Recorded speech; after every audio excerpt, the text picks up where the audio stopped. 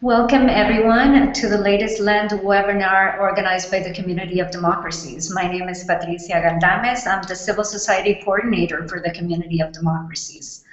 LAND, or Leaders Engaged in New Democracies, is an initiative that drives democratic transition by investing in future leaders. It serves as a platform for the exchange of knowledge between experienced leaders from democratic states and promising leaders from states currently undergoing democratic transition. Lent has already organized several webinars which can be watched by all of you in our YouTube channel.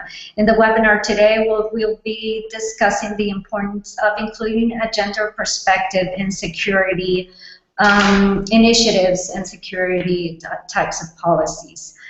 All online viewers are welcome to post any questions or comments they have, or email them to land@communitydemocracies.org. With me today, I'd like to welcome Ms. Charlotte Isaacson. She's a gender advisor at NATO, and as well as Ms. Emma Jeblawi. She's the executive director of the Tunisian NGO, International Institute for Human Development. Thank you and welcome to this webinar, and thank you so much for being with us.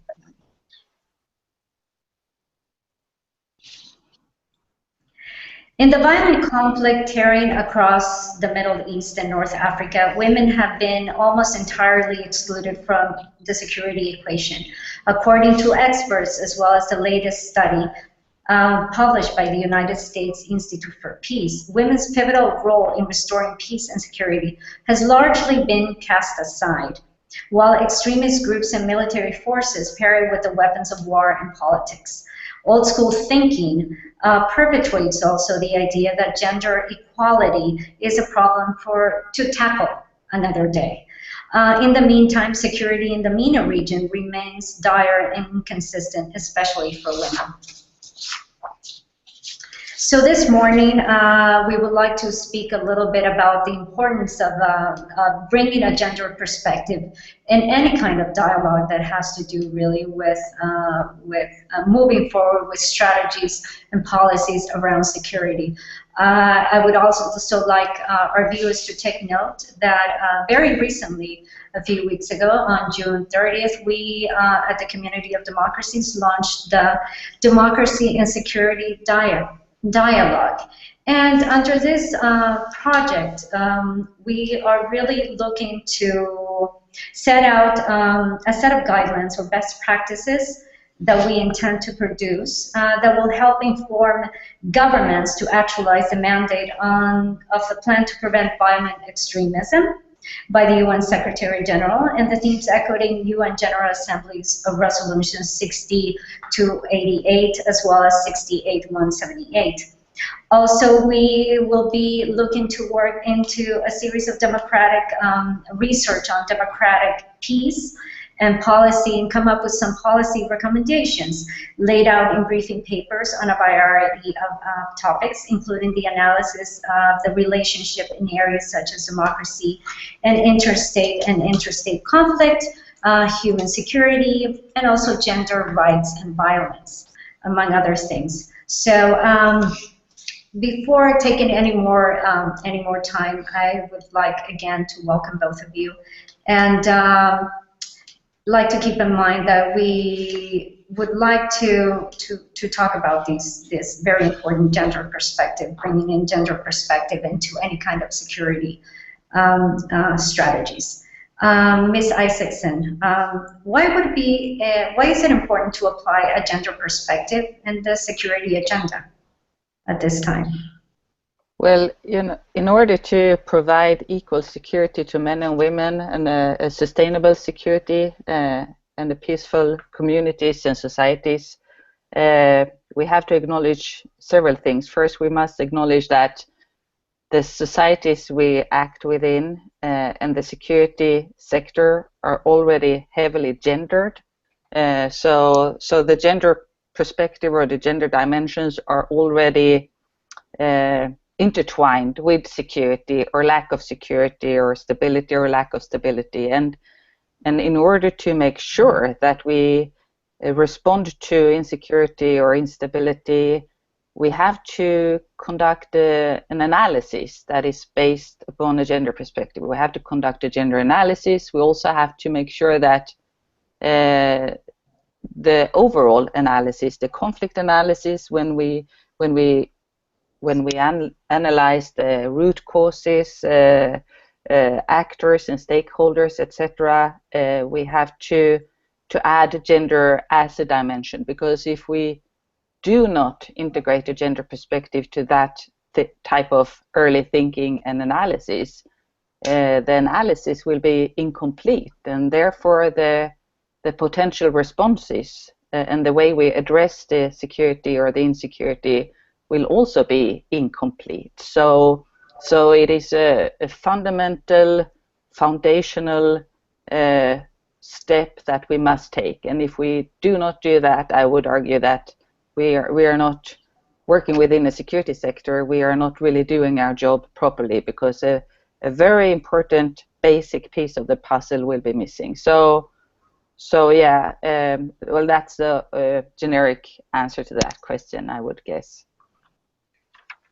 Thank you. Ms. Jabalawi, with the February conference that was held this year in Tunisia on Women for Peace and Security, that Lent helped to organize, you established the Women for Peace and Security Network, correct? It was launched at this time.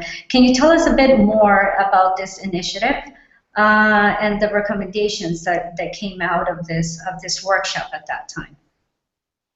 So our conference on Women, Peace and Security initiative or project was helped prepared by LAND, Ministry of Women, and the High Commissioner of Human Rights.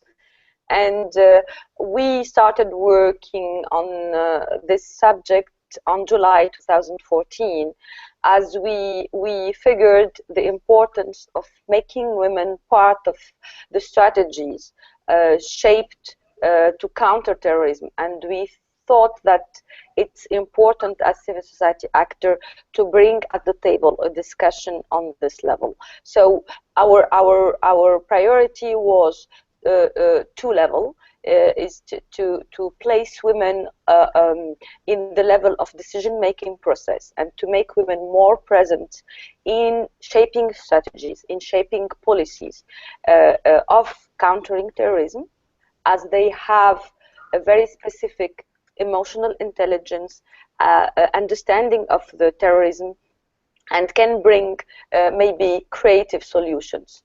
And as they are really victims, but also living everyday problems, so we thought that they can really bring an added value to the strategies. At the other part is we wanted to bring the 1325 agenda at the table, because 1325 reached its 15th anniversary on October 2015, and at this level Tunisia didn't apply a national plan, and we thought that it was good to bring at the table also a discussion of how to implement 1325 in Tunisia. And the idea was welcomed by Ministry of Women, and we saw that there was a readiness to discuss the issue. And yes, hopefully by May 2016, just last May, the UN Women and Ministry of Women asked us to moderate a conference, another conference, but this time again on women, peace and security. They brought different actors from ministries, but also from civil society, and they started presenting what is called the national security plans, and they started explaining how to bring and to make a national 1325 action plan. So the debate on a national Tunisian security plan on 1325 started on May 2016, but it's just starting, and there is a lot to do again. Well, it's good to know that some steps have been made since the conference, and that a start of a discussion of this important putting into practice and making Resolution 1325 at the national level operational, which is very important. That we're glad to hear that this has begun in Tunisia. What do you see as prospective next steps in this discussion?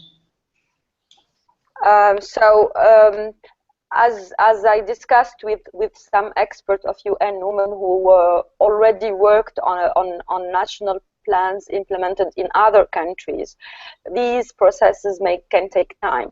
Sometimes they can take even 2 or 3 years because it needs discussions that are held in maybe different places of the country to include a big number of actors that also maybe need us to make further research as scholars and as workers also working on understand and to have a comprehensive approach of the gender-based policies on security issues.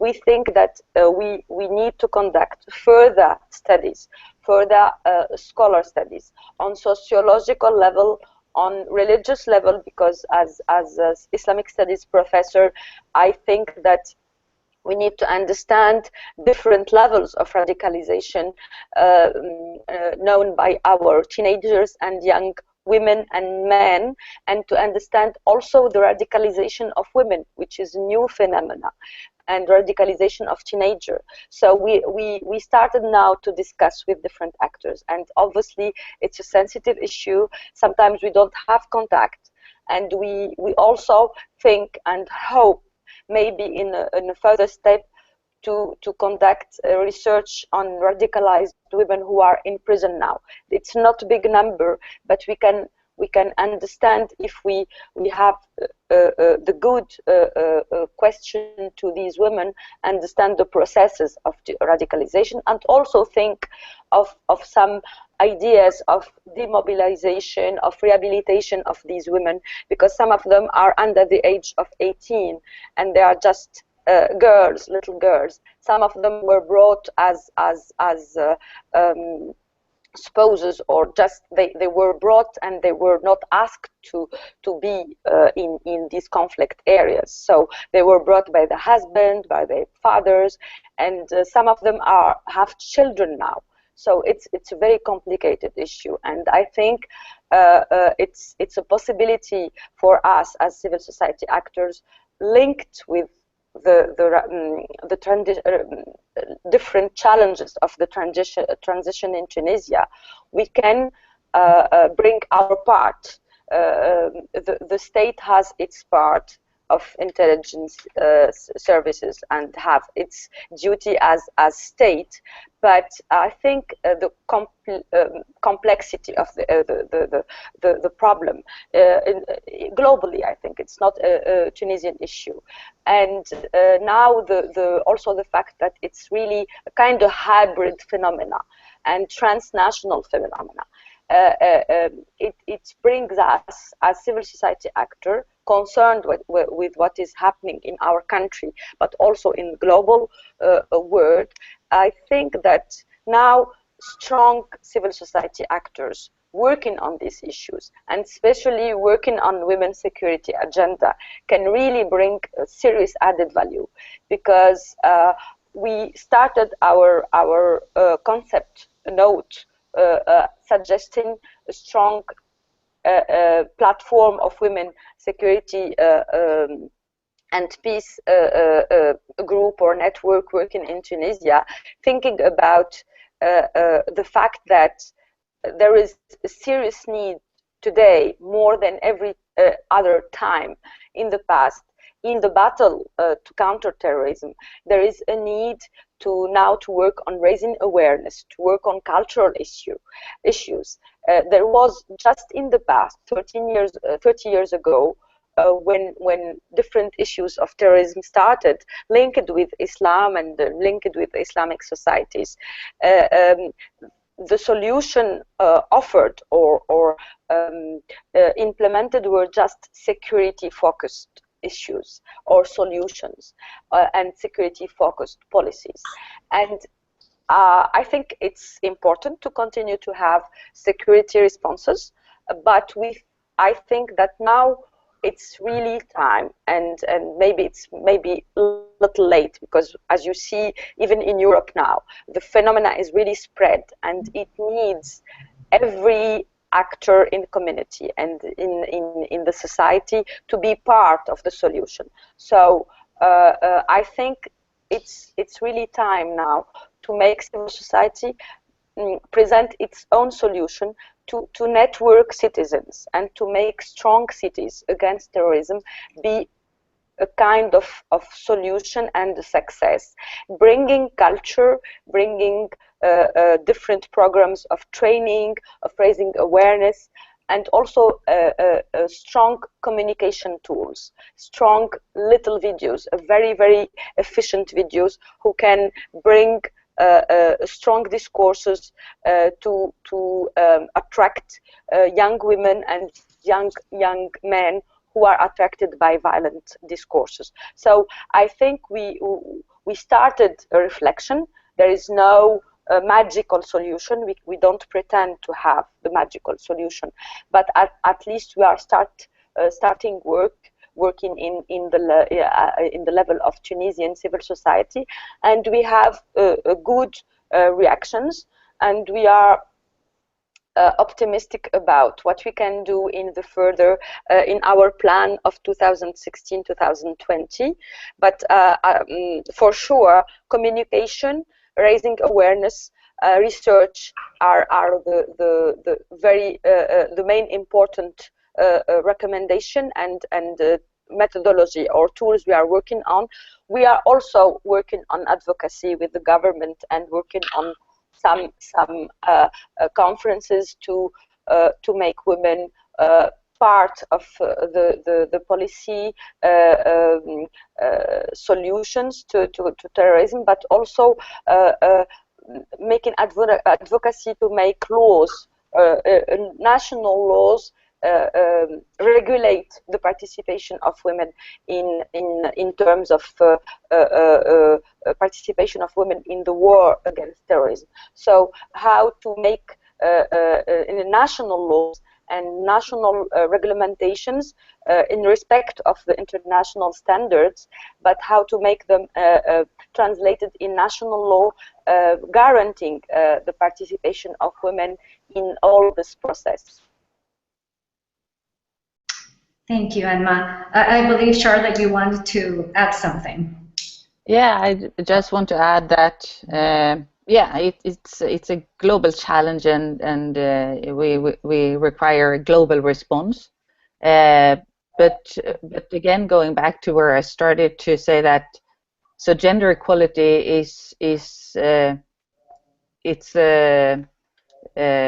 necessity for peace and security, and there is clear research that societies that have a higher level of gender equality are also more peaceful. So we have a lot of knowledge and understanding, and we have to put that into practice. We have to implement that and try to get that. And for us in NATO and representing also a security sector, we always have to be very aware that security and safety and stability means very different things to men and women, and also boys and girls, and those differences we have to consider, we have to analyze, we have to address them, we have to make sure that we deal with them and address them in our conduct of operations or missions. We have to build in a gender perspective also in our monitoring, oversight and evaluation processes, because that is also how we as an organization can improve. And within that monitoring and evaluation process, of course, we must rely on actors that are to be found outside our own inner circle or little bubble, and and there we find civil society actors, organizations. We find local men and women who are the ones who can tell us what to do and how to do it and what is real concerns. And this type of dialogue is incredibly important. And for us, I think it is important also to when we integrate a gender perspective and when we implement the resolution 1325 on women, peace and security and the related resolutions on conflict-related sexual and gender-based violence, it is important to see it both from a gender mainstreaming and a gender balance point of views. So it is at one hand it is about competence and building capability and capacity to conduct the work on integration of gender perspective and to integrate gender mainstreaming. And saying that, it is important to remember that as that is a competence, that is also something that our male colleagues can do as good as our female colleagues within our organization. On the other hand, we also have to acknowledge, and this is a very clear priority for NATO in the policy and in the action plan, that the participation and the active and meaningful participation of women, both within societies where we have partnerships and corporations or might conduct operations and missions, is a must for building stability and security. But also we have to look at ourselves and see the presence and the participation which is active and meaningful within our own ranks, within our own system, because that is both a way of ensuring that our work will be done in a more effective way and also with a higher quality. It's a way of walking the talk to actually make sure that we are doing what we are asking for others ourselves. We have to make sure that we take it home and start with ourselves. And also in the end of the day, that is about being effective. And I did see that the defense minister of Tunisia said in May this year that they will look into whether women should be taken into the armed forces to actually make sure that new challenges can be addressed. And as far as I understood, there are no restrictions within the Tunisian constitution to that. And that is very much, that type of initiative and that type of step is very much in line with how NATO approach the issues related to gender and security, because to have men and women conducting this work at all levels, from policy, early analysis and planning and decision making to the actual conduct of activities and tasks, is incredibly important, not as the ultimate or only response to challenges, but as one important piece of the puzzle within the overall picture of responses to new challenges. So we must make sure that we create a system and a structure where women can be not only recruited into the system, but actually be able to conduct tasks within our systems. Absolutely. I think you have both made very important mentioning the importance of really looking into gender mainstreaming within this issue of security. And you both talked about the importance of looking at this as a whole, really, about including the participation of women, about this within the whole structure. And when we talk about trying to counter terrorism throughout the world, trying to lower down the levels of violence that we're seeing right now in many places of the world, like you said, we're not only talking about Tunisia, but we're talking about the rest of the world, really, what we're seeing right now currently.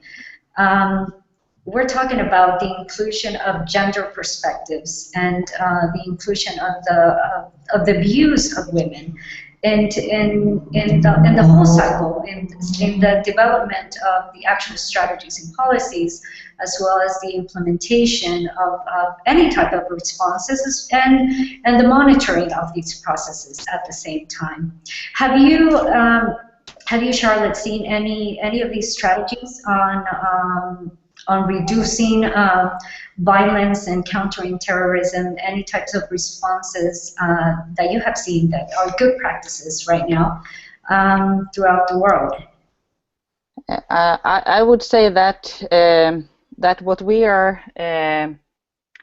we have been doing within my headquarters and with my structure is to increase our own understanding and our own knowledge about this. And the way we did that is that we have been inviting experts, speaking not only to people working on this particular topic of women, peace and security, but actually to educate the broader group of people working within our structure on the military side of the house. And this is this is very clearly an area or a topic where we really need to consult and to cooperate closely together with civil society organizations. And saying that, I also would like to stress that we are currently in the revision of our directive on women, peace and security and gender, not on the political level policy and action plan, but more sort of hands-on and giving instruction and guidance to our subordinated headquarters and missions and operations. And one thing that will be present in that new directive, which will be released later this summer, is early warning indicators or early warning signals of this topic you ask about right now.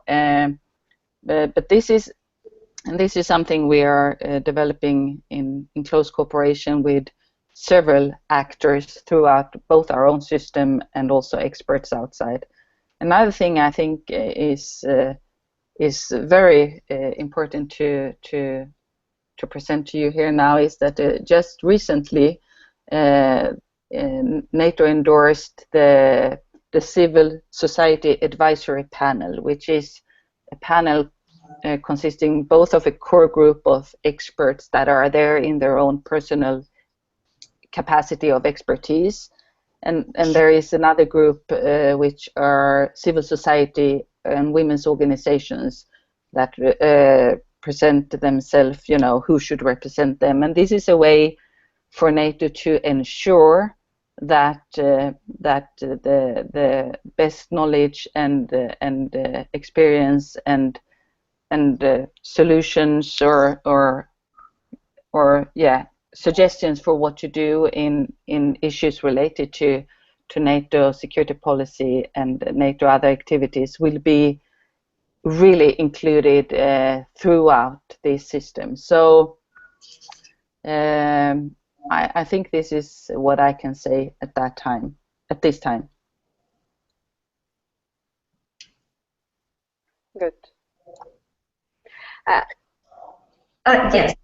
Did you want to? I wanted to ask to Charlotte whether the process of selection of civil society actor was organized by a kind of clear methodology.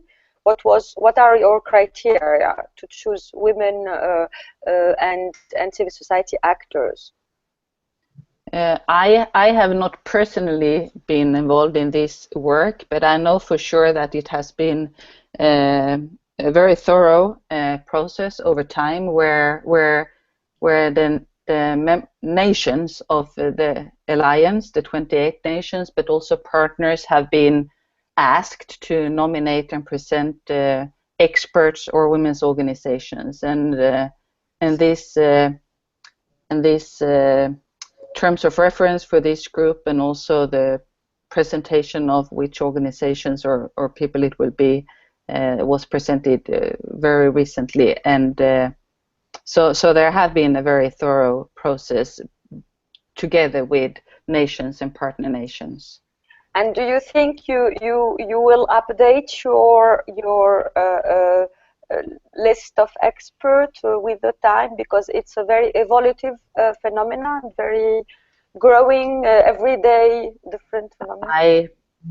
I'm quite sure that this will eventually be revised, like we do with everything we do, from policy to action plans to directives and handbooks and doctrine and whatever. So whatever is decided, there will always be a day where we learn new things or new things happen, and that is where we have to update. But I cannot tell here and now when that will be, but I'm sure it will happen eventually.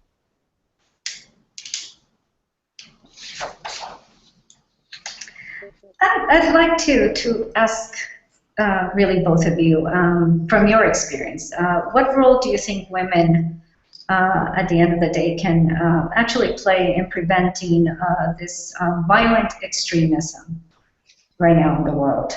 I mean, you mentioned, Emma, and very important, some of the things that you have been seeing in Tunisia, of course, with and studies that still need to be made regarding the radicalization and what you have been seeing, not only right now in men, but also the involvement of women in this, and teenagers as well. I think there is an importance, of course. You both have been mentioning the importance of education in this area, and looking really into the root causes of radicalization. But what can you tell me, in knowing this, what role do you see women playing in preventing this type of violent extremism? Any thoughts on that?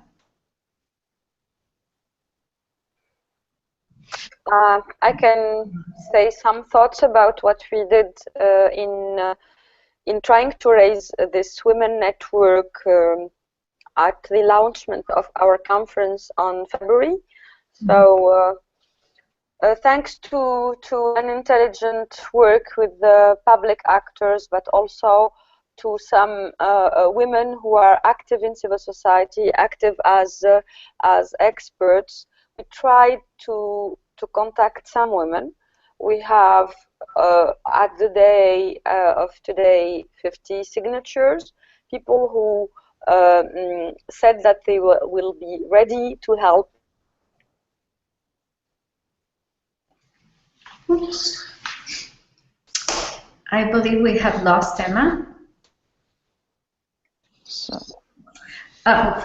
Charlotte, maybe in the I can say something on that question while we're waiting for her to come back. So I think that question is very important, and I think there is only one question one answer to that question, and that is that women must play all roles. I would say it is important to recognize and acknowledge that women can and are and should play roles within all aspects of security. You know, when we speak about security and safety, and also how we can counter violent extremism on policy level, when it comes to decision making, when it comes to decisions on what we are giving priority and what we are giving not so much priority, what are given resources and no resources, within, of course, communities, within all institutions, both on the security side and on the civilian side, and not at least, as I mentioned before, within the security sector itself. Because I think also what we need to remember is that the ones we are up against, they are sometimes pretty good in using themselves a gender perspective within their sort of communication, strategic communication, getting sympathies and to be open, you know, in their propaganda, and that, of course, that communicates to not everyone, but to certain groups, nationally, regionally, and globally, and to counter that and to respond to that, we really have to make sure that women are included as active and full participants throughout the whole picture. And I would say it is important to not leave any part of this picture out, because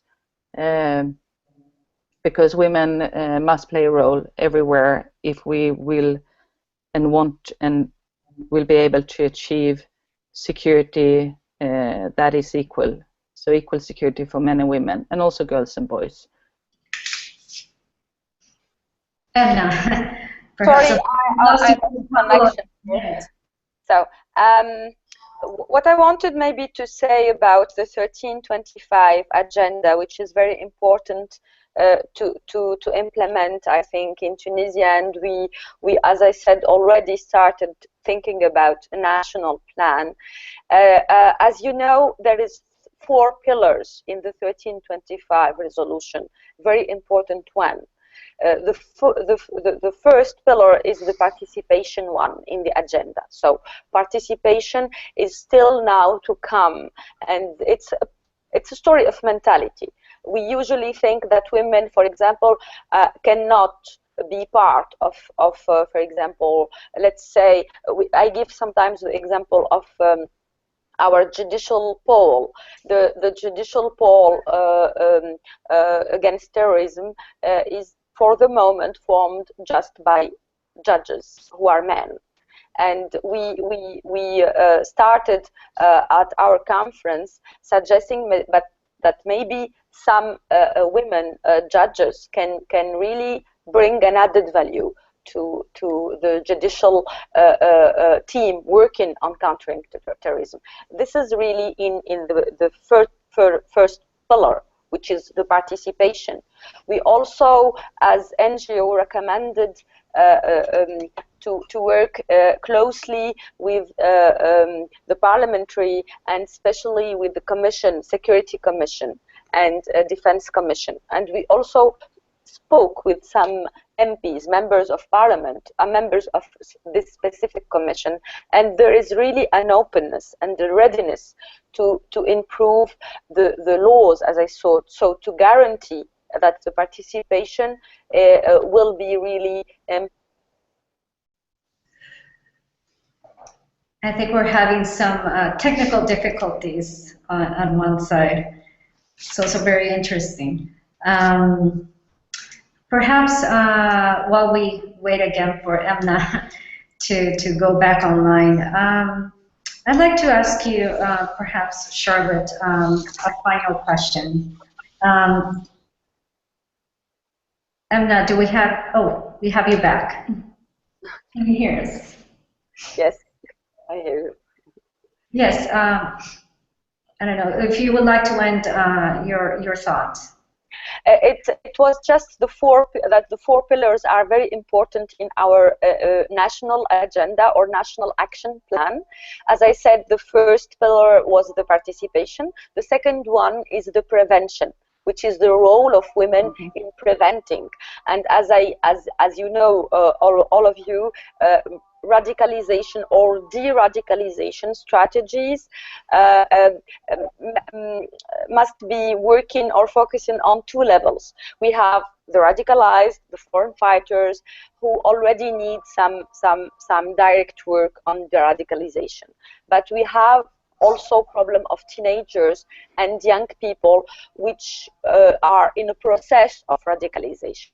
And these people need other solutions and other responses, which are to bring on the level of prevention. And what we suggest at this level is that the work of the families and the role of the mothers is very important. So in this agenda, we can work on raising awareness in the family, which is a very good solution. And we know that countries like Denmark and other countries who were very good in working on de-radicalization issues worked on the receiving community and worked with the family of radicalized people. And I think it's a good response where civil society can be active. And I should give, and I give always this example. Women can be a good solution, but also. Oh, wow. We are having some technical difficulties today.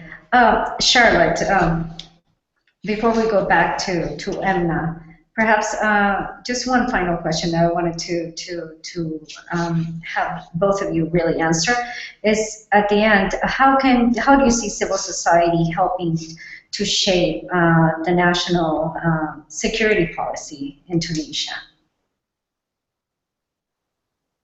So should I start? Yeah, absolutely. So I think that I do have some experience from this. I just recently told what is now in place in NATO, which is very, very exciting, and we are very glad because for sure this will contribute to a lot of very good things. But I do have some other experiences of this type of work, both from our missions in Afghanistan and KFOR in Kosovo, where a good dialogue and cooperation with civil society organizations is in place, and actually where NATO has been also able to play a positive role in the national context. I also have some very positive examples from Sweden, where I'm from myself, where we started actually very early in 2003, where we were quite recently after the 1325 was adopted, where we, before starting to develop strategies and policies within our own, corners, we decided to go together and start to develop programs and projects and strategies together between the security sector, the Swedish police, some other organizations, and including civil society organizations. And I would say that this created a very strong foundation for our further steps. Then I would also say that it wasn't easy in the beginning, because all stakeholders in this program came from very diverse backgrounds, and we had very different perspectives. And I recently, and I'm very happy to be able to follow that, seen a similar process happening in Colombia, where the Colombian civil society organizations and women's organizations approached Colombian security forces, and they have established a very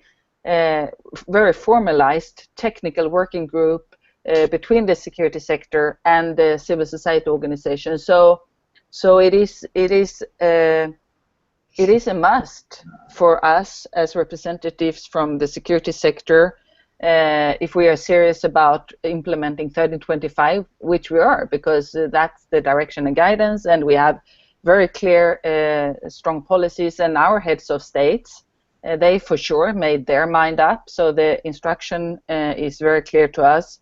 We can actually not do that properly. We cannot do that sufficiently if we do not establish close dialogue and cooperation with civil society, and that is something that we know. We are very aware of that, and luckily we have some very positive examples, and we also have a very there is a very strong commitment and very strong will from both sides to engage in this dialogue. So civil society plays a role, and going back again to 1325, it's very clear that consultation with women's constituencies are very strong in 1325. So that's sort of basics for anyone within our organization working with gender or 1325 that we must remember all the times. And this is also one of the reasons why I find this initiative and this webinar of today and the conference you conducted earlier this year so very positive, and so very giving a lot of inspiration and hope, because there are so many things that can actually be done in close cooperation, and there are several areas where countering violent extremism is one, where closer cooperation within the partnership framework I mentioned before could be established, also in the case of Tunisia. Thank you. Any final thoughts, Emna? So, as I said, there are very important pillars, which are participation in making politics, but also participation in prevention, and also participation in protection of women who can be victims of violence and victims of these acts of terrorism, and also redressment, and also offering solutions to women who are maybe victims of acts of terrorism. But also, as civil society actors, we offered some training to policewomen, and we were very happy, and there is still a need. I think that we can work with policewomen, so with security forces, on gender-based issue, to make them empowered and to make them understand that their role on the base of 1325 agenda. There is a lot to do, and I think also one of our main priorities is to work on mothers and teenagers. The final other point, as I said in the beginning, is producing little videos of 3 minutes with success stories where women were part of the solution, where women gave some strong answer as mothers of terrorists who made them come back and stop any thoughts about violence, extremism. So we think that. Wow, I am so sorry. We keep on missing Emna's thoughts. Maybe to follow up on that, I want to thank both of you for being here with us today. I believe Emna is going online again. Yes. Emna, can you hear us?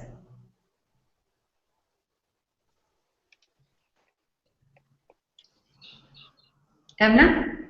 Yeah, sorry. So just to conclude, I wanted really to thank you, Patricia, to thank Charlotte, to thank the Land Network again to give us this opportunity to talk today on gender perspective in the security agenda in Tunisia, and to conclude with the fact that training is also important. And we understood after our conference on February and after the participation in the conference of UN Women held on May that 1325 is not enough known in our country, and maybe for the coming 2 years, organizing different conferences, advocacy activities, trainings with judges, with city forces, women, obviously, with media actors, journalists, with public actors also who are involved, such as representative of different ministries,